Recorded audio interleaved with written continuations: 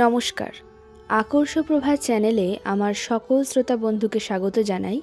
আশা করি সকলে ভালো আছেন, সুস্থ আছেন।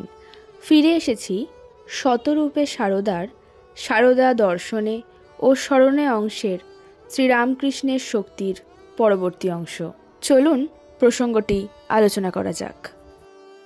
শ্রী মায়ের কোনো রকম অসুবিধার কথা অবগত হলে শ্রীরামকৃষ্ণ অত্যন্ত বিচলিত হয়ে পড়তেন।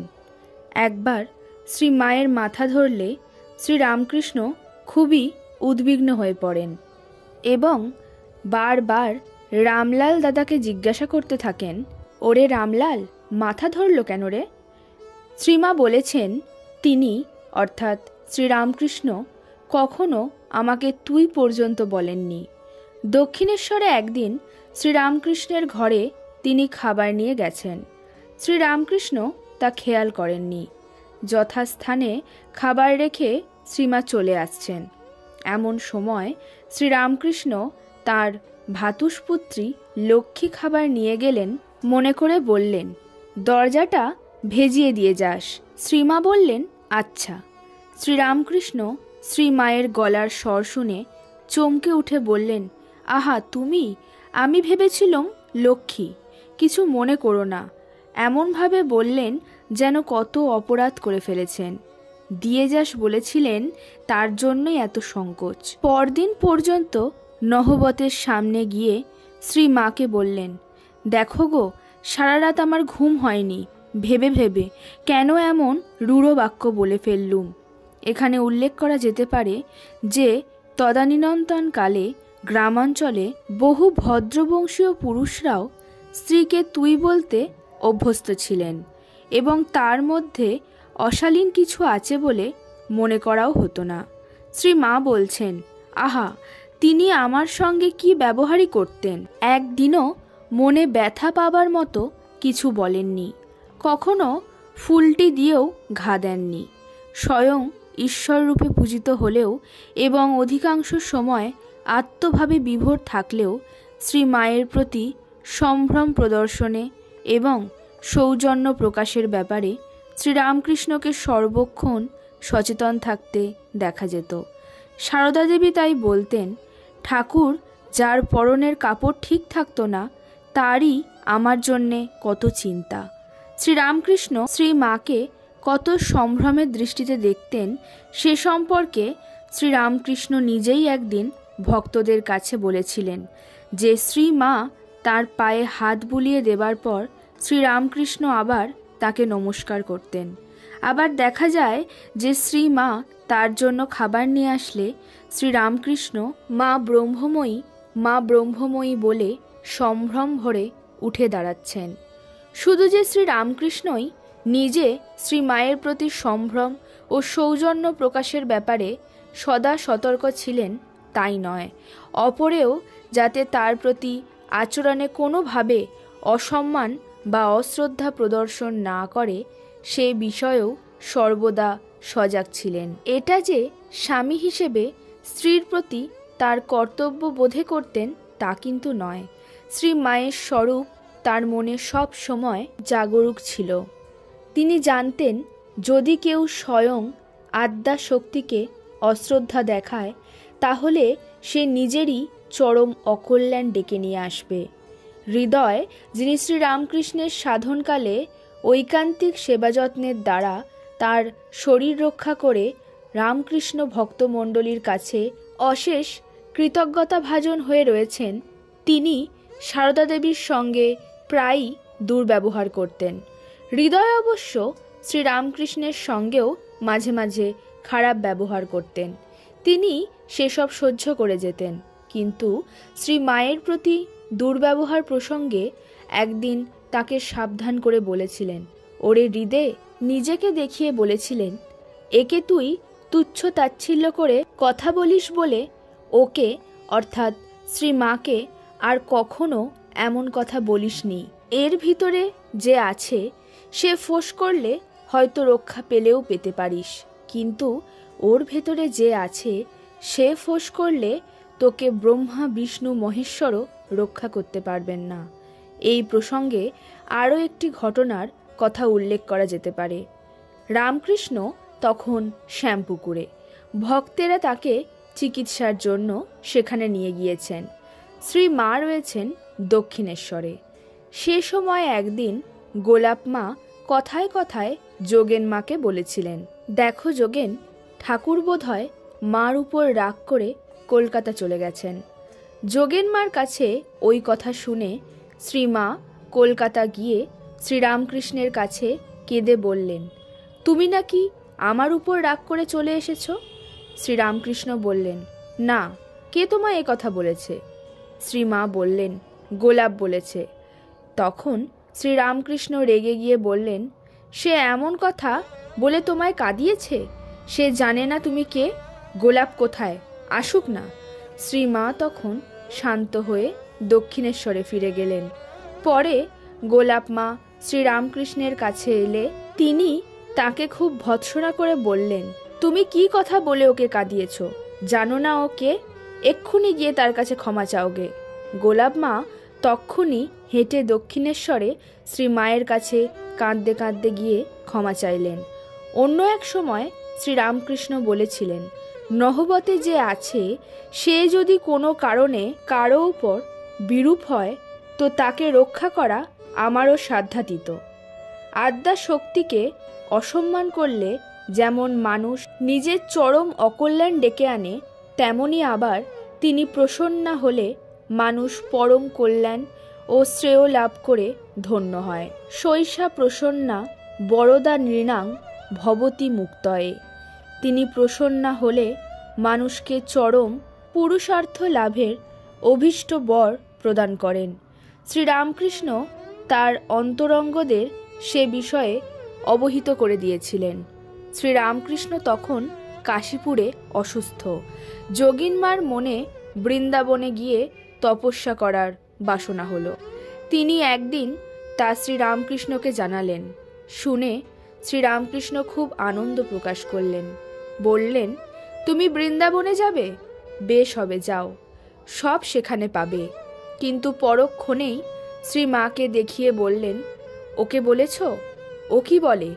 শ্রীমা তাড়াতাড়ি বললেন, যা বলবার তুমিই তো বললে, আমি আবার কি বলবো? শ্রীরামকৃষ্ণ সে কথা শুনেও শুনলেন না। যোগিন মাকে বললেন, ওগো বাছা, ওকে রাজি করিয়ে যেও, তোমার সব হবে। দক্ষিণেশ্বরে শ্রীরামকৃষ্ণ সেবক লাটু, পরবর্তীকালে স্বামী অদ্ভুতানন্দ, একদিন পঞ্চবটিতে ধ্যানে বসেছেন। ধ্যান খুব জমে উঠেছে। শ্রীরামকৃষ্ণ পঞ্চবটির দিকে যেতে গিয়ে তাকে ওই অবস্থায় দেখে ডেকে বললেন, আরে তুই যার ধ্যান করছিস তিনি তো নবতে ময়দা ঠেসছেন। আর একদিন শ্রীরামকৃষ্ণের আর এক সন্তান যোগিনকে, পরবর্তীকালে স্বামী যোগানন্দ, শ্রীরামকৃষ্ণ নহবতে নিয়ে গিয়ে শ্রীমাকে দেখিয়ে বললেন, ওর চরণ ধরে পড়ে থাক, ওখানে তোর সব হবে। লাটু মহারাজ বলেছেন যে শ্রীরামকৃষ্ণ একদিন তাকে বলেছিলেন, দেখ, এখন থেকে যে কোনো জিনিস আসবে সব নহবতে এনে দেখাবি, তারপর সবাইকে দিবি। এর কারণ ব্যাখ্যা করে লাটু মহারাজ বলেছেন, জিনিসগুলোর দোষ কাটাবার জন্যে তিনি মায়ের কাছে নহবতে পাঠাতে বলতেন। অবশ্য যোগিনমার স্মৃতি অনুসারে শ্রীরামকৃষ্ণ লাটু মহারাজকে যা বলেছিলেন তা হলো এই, দেখ, যে যা জিনিসপাতি আনবে সব ওকে অর্থাৎ শ্রীমাকে দেখাবি, জানাবি, নইলে তাদের উদ্ধার কেমন করে হবে। কৌতুকপ্রিয় শ্রীরামকৃষ্ণ অনেক সময় লঘু পরিহাসের মাধ্যমেও ভক্তদের কাছে শ্রীমায়ের দৈবী স্বরূপের পরিচয় দিয়েছেন। তার দুটি দৃষ্টান্ত যেমন উপভোগ্য তেমনি আলোচ্য বিষয়ের পরিপ্রেক্ষিতে গভীর ব্যঞ্জনাবহ। শ্রীরামকৃষ্ণের অন্যতম প্রধান স্ত্রীভক্ত গৌরীমা সে সময় দক্ষিণেশ্বরে শ্রীরামকৃষ্ণের কাছে সবে যাতায়াত আরম্ভ করেছেন। মাঝে মাঝে তিনি সারদা দেবীর সঙ্গেও নহবতে থাকেন। একদিন গৌরীমা দক্ষিণেশ্বরে এসেছেন। নহবতে সারদা দেবীর সঙ্গে রয়েছেন। শ্রীরামকৃষ্ণ সেখানে গিয়ে গৌরীমাকে কৌতুক ভরে বললেন, বল তো গৌরীদাসী, তুই কাকে বেশি ভালোবাসিস? কৌতুক প্রিয়তায় গৌরীমাও কিছু কম ছিলেন না।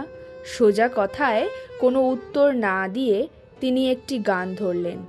রাই হতে তুমি বড় নও হে বাঁকা বংশীধারী, লোকের বিপদ হলে ডাকে মধুসূদন বলে, তোমার বিপদ হলে পরে বাঁশিতে বলো রায় কিশোরী। গানের মাধ্যমে গৌরীমার উত্তরের তাৎপর্য সহজেই অনুমেয়। শ্রীমা লজ্জায় গৌরীমার হাত চেপে ধরলেন। শ্রীরামকৃষ্ণ হার মেনে তাৎপর্যটিকে স্বীকার করে হাসতে হাসতে সেখান থেকে বিদায় নিলেন। অন্য একদিন এক মহিলা অত্যন্ত কাতরভাবে শ্রীরামকৃষ্ণের কাছে এসে জানালেন যে তার বিপথগামী স্বামীর আচরণে তার জীবনে এবং পরিবারে এক ভয়ানক অশান্তি এসে উপস্থিত হয়েছে। তিনি শ্রীরামকৃষ্ণের কাছে আকুতি জানালেন যে যদি শ্রীরামকৃষ্ণ দয়া করে কোনো দৈব ঔষধ তাকে দেন তাহলে তিনি এই বিপদে রক্ষা পান। মহিলাটি সাধক হিসাবে শ্রীরামকৃষ্ণের খ্যাতি শুনে এই প্রার্থনা জানাবার জন্যে তার কাছে এসেছিলেন। শ্রীরামকৃষ্ণ সব শুনে মহিলাটিকে বললেন, সেখানে অর্থাৎ নহবতে এক স্ত্রীলোক আছেন, তাকে তুমি সব খুলে বললে তিনি ঠিক ঠিক ওষুধ দেবেন। তার এসব মন্ত্র ঔষধি জানা আছে। এ বিষয়ে তার শক্তি আমার চেয়ে বেশি। শ্রীরামকৃষ্ণের পরামর্শ অনুসারে মহিলাটি নহবতে গেলেন। শ্রী মা তখন পূজায় বসেছেন। মহিলাটি শ্রী মাকে তার করুণ কাহিনী এবং শ্রীরামকৃষ্ণের পরামর্শের কথা বললেন। সব শুনে শ্রীমা বুঝলেন যে শ্রীরামকৃষ্ণ মজা করছেন। তিনি সরলভাবে মহিলাটিকে বললেন, আমি তো কিছু জানি না বাছা, তিনিই ওষুধ জানেন, তুমি তারই কাছে যাও। মহিলাটি শ্রীরামকৃষ্ণের কাছে গেলেন। শ্রীরামকৃষ্ণ বুঝলেন কৌতুক জমেছে, তাই তাকে আবার নহবতে পাঠালেন।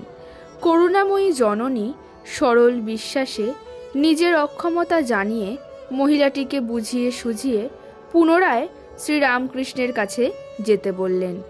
এইভাবে বার তিনেক যখন শ্রীরামকৃষ্ণের কাছ থেকে মহিলাটি ফিরে এলেন তখন শ্রীমা পূজার একটি বেলপাতা মহিলাটির হাতে দিয়ে স্নেহপূর্ণ স্বরে বললেন, বাছা, এইটি নিয়ে যাও, এতেই তোমার বাসনা পূর্ণ হবে। মহিলাটি আশ্বস্ত হয়ে পরিপূর্ণ মন নিয়ে ঘরে ফিরে গেলেন। অচিরেই শ্রী মায়ের আশীর্বাদ সফল হয়েছিল। মহিলাটির বিপদগামী স্বামীর শুধু যে চরিত্র সংশোধিত হয়েছিল তাই নয়, তিনি শ্রীরামকৃষ্ণের পার্ষদবৃন্দের অন্তর্ভুক্ত হয়েছিলেন।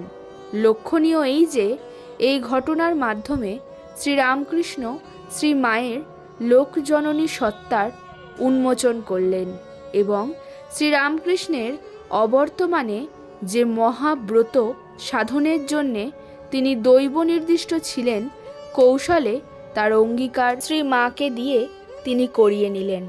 শ্রীরামকৃষ্ণ জানতেন যে যুগ প্রয়োজন সাধনের জন্য তার আবির্ভাব, তাতে তার লীলাসঙ্গিনী সারদা দেবীর ভূমিকা তার চেয়ে কোনো অংশে কম নয়, হয়তো বেশি। তিরোধানের আগে তাই তিনি বারবার সে বিষয়ে সারদা দেবীর দৃষ্টি আকর্ষণ করেছেন। শ্রী মায়ের গুরুশক্তিকে উদ্বুদ্ধ ও কর্ম পরিণত করে তার জীবোদ্ধার ব্রতরূপ অসমাপ্ত কার্যভার সারদা দেবীর উপর অর্পণ করার পটভূমি রচনা করেছিলেন শ্রীরামকৃষ্ণ কাশীপুরে তার শেষ অসুখকে অবলম্বন করে। সেখানে তিনি যখন মহাপ্রস্থানের জন্য প্রস্তুত হচ্ছেন, সে সময় একদিন শ্রীরামকৃষ্ণ শ্রীমাকে অনুযোগ করে বললেন, তুমি কি কিছু করবে না? নিজেকে দেখিয়ে এই সব করবে? নারীসুলভ দ্বিধা এবং লজ্জাবশত শ্রীমা উত্তর দিলেন, আমি মেয়ে মানুষ, আমি কি করতে পারি? শ্রীরামকৃষ্ণ তৎক্ষণাৎ ব্যগ্রভাবে বলে উঠলেন, না না, তোমাকে অনেক কিছু করতে হবে। আর একদিন শ্রীরামকৃষ্ণ ভাবাবিষ্ট হয়ে সারদা দেবীকে বললেন, দেখো, কলকাতার লোকগুলো যেন অন্ধকারে পোকার মতো কিলবিল করছে, তুমি তাদের দেখো। সারদা দেবী বললেন, আমি মেয়ে মানুষ, তা কি করে হবে? কিন্তু শ্রীরামকৃষ্ণ ভাবাবস্থায় নিজেকে দেখিয়ে বলে যেতে লাগলেন, এ আর কি করেছে, তোমাকে এর অনেক বেশি করতে হবে। আবার কখনো কখনো এই বলেও সজাগ করে দিতেন, শুধু কি আমারই দায়, তোমারও দায়। পরবর্তীকালে শ্রী মা বলেছেন, যখন ঠাকুর চলে গেলেন আমারও ইচ্ছা হলো আমিও চলে যাই। শ্রীরামকৃষ্ণ দেখা দিয়ে বললেন, না, তুমি থাকো, অনেক কাজ বাকি আছে। শেষে দেখলুম তাই তো, অনেক কাজ বাকি। শ্রী মায়ের জীবনের রহস্যটি শ্রীরামকৃষ্ণ অবগত ছিলেন। শ্রী মাকে তাঁর স্বরূপ স্মরণ করিয়ে দিয়ে এবং নিজের অসমাপ্ত কাজের ভার তার উপরে অর্পণ করে শ্রীরামকৃষ্ণ নিশ্চিন্ত হয়েছিলেন। তাই বোধহয় শ্রী মায়ের দক্ষিণেশ্বরে আগমনের প্রথম পর্বেই তাঁর লীলা সম্পূরণ কর্তৃকে নিজ অন্তরের পূজা নিবেদন করে জগতের কাছে প্রতিষ্ঠিতা করার প্রয়োজন অনুভব করেছিলেন। ষোড়শী পূজার মধ্যে সেই প্রয়োজনই চরিতার্থতা লাভ করেছিল। এর মাধ্যমে শ্রীরামকৃষ্ণ শ্রী মাকে প্রথম প্রতিষ্ঠিত করেছিলেন বিশ্ব মাতৃত্বের বেদিতে। শুধু প্রতিষ্ঠার প্রয়োজনই নয়, স্বামীজির ভাষায় যার আবির্ভাবে সমগ্র ভারতে এক নতুন যুগের সূচনা হয়েছে, সেই শক্তির আনুষ্ঠানিক উদ্বোধনও আবশ্যক ছিল। তাই ষোড়শী পূজার সময় শ্রী মাকে দেবীর আসনে বসিয়ে শ্রীরামকৃষ্ণ প্রার্থনা মন্ত্র উচ্চারণ করেছিলেন, হে বালে, হে সর্বশক্তির অধীশ্বরী মাতা, ত্রিপুরা সুন্দরী, সিদ্ধিদ্বার উন্মুক্ত করো। ইহার অর্থাৎ শ্রী শ্রী মার শরীর মনকে পবিত্র করিয়া ইহাতে আবির্ভূত হইয়া সর্বকল্যাণ সাধন করো এবং পূজা শেষে দেবীর কাছে নিজেকে নিবেদন করে নিজের সমস্ত সাধনার ফল, জপের মালা প্রভৃতি সর্বস্ব তাঁর চরণে চিরকালের জন্যে সমর্পণ করেছিলেন। কোন দৃষ্টিতে শ্রীরামকৃষ্ণ সারদা দেবীকে দেখতেন, ষোড়শী পূজাই সে সম্পর্কে শেষ কথা। জগতের সাধন ইতিহাসে এটি একক ও অনন্য দৃষ্টান্ত। শ্রীরামকৃষ্ণ রহস্য করে শ্রীমা সম্পর্কে বলতেন, ছাই চাপা বেড়াল, বেড়াল ছাইয়ের গাদার মধ্যে শুয়ে থাকলে যেমন তার গায়ের রং সঠিক কেউ বুঝতে পারে না, তেমনি সংসারে আর 5 জনের মধ্যে শ্রীমা এমনভাবে সাধারণ একজন হয়ে থাকতেন যে তার স্বরূপ সাধারণের অজ্ঞাত ছিল। শুধু সাধারণের কাছে কেন, শ্রীরামকৃষ্ণের অন্তরঙ্গ পার্ষদদের কাছেও। তাই স্বামী বিবেকানন্দ ক্ষোভের সঙ্গে গুরুভাইদের আমেরিকা থেকে লিখেছিলেন, মা ঠাকরুন কি বস্তু বুঝতে পারোনি? এখনো কেহই পারো না, ক্রমে পারবে। স্বামী প্রেমানন্দ লিখেছেন, শ্রী শ্রী মাকে কে বুঝেছে, ঐশ্বর্যের লেশ নাই। ঠাকুরের বরং বিদ্যার ঐশ্বর্য ছিল, কিন্তু মার তার বিদ্যার ঐশ্বর্য পর্যন্ত লুপ্ত। এ কি মহাশক্তি! শ্রী মায়ের সুদীর্ঘকালের দাড়ি এবং ভারী স্বামী শারদানন্দ শ্রী মায়ের সম্পর্কে তার ধারণা একটি গান গেয়ে মাঝে মাঝে প্রকাশ করতেন। তোর রঙ্গ দেখে রঙ্গময়ী অবাক হয়েছি, হাসিব কি কাঁদিব তাই বসে ভাবতেছি। বিচিত্র ভবের মেলা, ভাঙো গড় 2টি বেলা, ঠিক যেন ছেলে খেলা বুঝতে পেরেছি। এতকাল রইলাম কাছে, বেড়াইলাম পাছে পাছে, চিনিতে না পেরে এখন হার মেনেছি। বাস্তবিক শ্রীরামকৃষ্ণ যদি শ্রীমা সম্পর্কে কিছু না বলে যেতেন, তাহলে শ্রীমা জগতের কাছে হয়তো চিরকালের জন্য অবগুণ্ঠিতাই রয়ে যেতেন। শ্রীরামকৃষ্ণের অন্তরঙ্গ পার্ষদদের মুখে তারই স্বীকারোক্তি পাওয়া যায়। মহাপুরুষ স্বামী শিবানন্দ বলেছেন, কি সাধারণভাবে তিনি থাকতেন। আমরা তাকে কি বুঝব? একমাত্র ঠাকুরই মাকে ঠিক ঠিক জেনেছিলেন। তাই স্বয়ং স্বামী ব্রহ্মানন্দ, যাকে শ্রীরামকৃষ্ণ নিজের মানসপুত্র বলতেন, স্বামীজি যাকে আধ্যাত্মিকতায় নিজের থেকেও বড় বলেছেন, তিনি বলতেন, মাকে চেনা বড় শক্ত, ঘোমটা দিয়ে যেন সাধারণ মেয়েদের মতন থাকেন, অথচ মা সাক্ষাৎ জগদম্বা। ঠাকুর না চিনিয়ে দিলে আমরাই কি মাকে চিনতে পারতুম? আজকের ভিডিওটা এই পর্যন্তই। ভালো লাগলে অবশ্যই লাইক করবেন, কমেন্টের মাধ্যমে জানাবেন, বন্ধুদের সাথে শেয়ার করবেন। ফিরে আসবো মাতা ঠাকুরানী, স্বামী বিবেকানন্দ ও স্বামী ব্রহ্মানন্দের দৃষ্টিতে এই অংশ নিয়ে। সকলে সুস্থ থাকবেন, ভালো থাকবেন। আজকের মতো ধন্যবাদ।